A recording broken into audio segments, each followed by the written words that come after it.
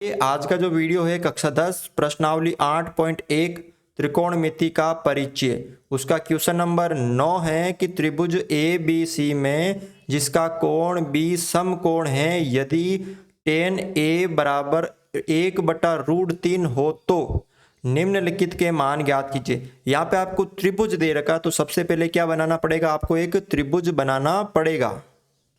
हमने यहाँ पे एक त्रिभुज बना लिया और इसमें दे रखा त्रिभुज ए बी सी में बी समकोण है, यानी बी ये समकोण है तो इसका मतलब ये बी हो गया। और इसको हमने ए मान लिया और इसको हमने सी मान लिया। और यहाँ पे आपको इनके मान निकालने हैं, यानी साइन ए कोस सी, कोस ए साइन सी, यानी साइन ए है और साइन सी है, कोस ए है और कोस सी है। तो पहले इनके मान निकालेंगे। तो यहाँ पे क्या दे रखा वो लिखना है। देखो आपको ये दे रखा है कि tan a बराबर 1/√3।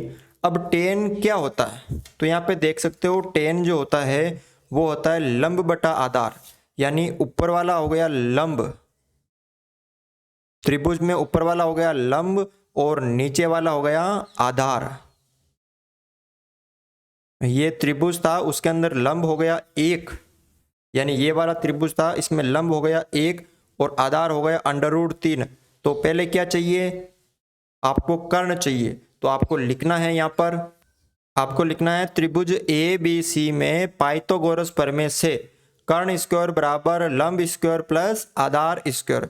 आपको कर्ण का मान निकालना है, तो कर्ण स्क्वायर, लंब कितना है, लंब है 1 का स्क्वायर प्लस आधार कितना है, करनी 3 या √3 उसका स्क्वायर।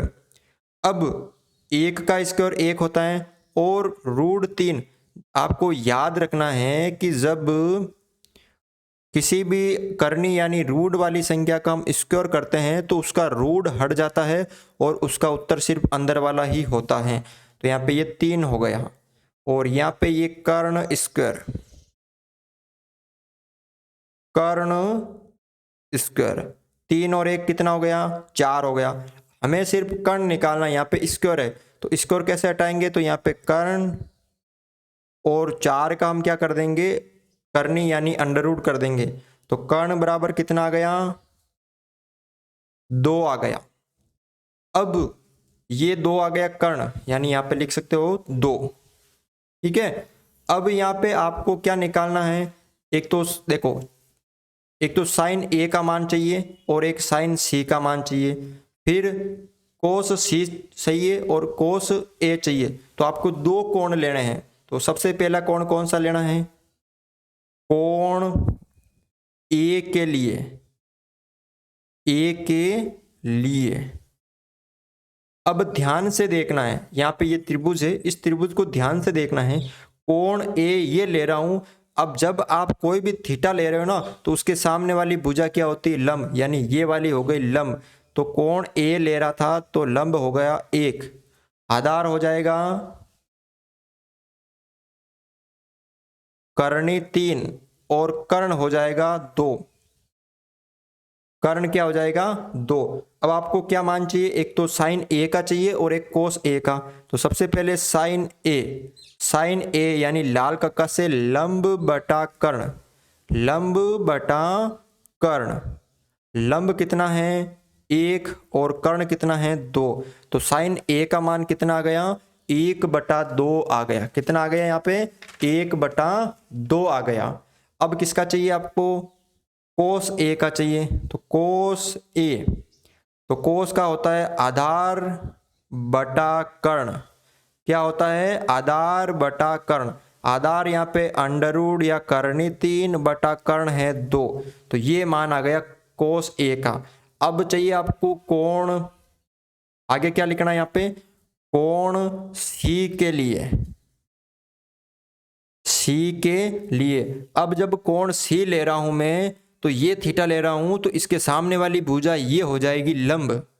आपको एक बात याद रखनी है, जब भी आप कोई थीटा लो तो उसके सामने वाली भुजा लंब होती है समकोण त्रिभुज में।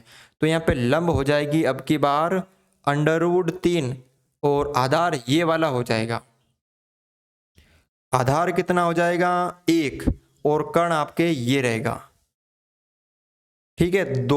अब आपको मान निकालना है साइन सी। साइन का मान क्या होता है, लंब बटा कर्ण। तो लंब कितना है, लंब आ गया आपकी बार √3 और कर्ण आ गया 2। और कोस सी यानी आधार बटा कर्ण। आधार कितना आ गया 1 और कर्ण आ गया 2। ये मान आ गए साइन सी कोस सी और साइन ए कोस ए के। अब आपको ये मान रखने हैं। अब आपको ये पहला दे रखा है, इसमें साइन ए कोस सी और कोस ए साइन सी का मान रखना है। तो यहाँ पे इसको उतार लेते हैं वापस। तो इसकी जगह आपको साइन ए का मान रखना है। तो साइन ए का मान क्या आया था 1/2। ये दोनों गुणा के अंदर है। कोस सी का मान भी आया था 1/2।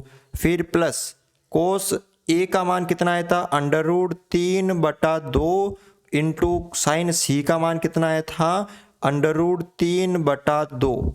अब यहाँ पे मान रखना है।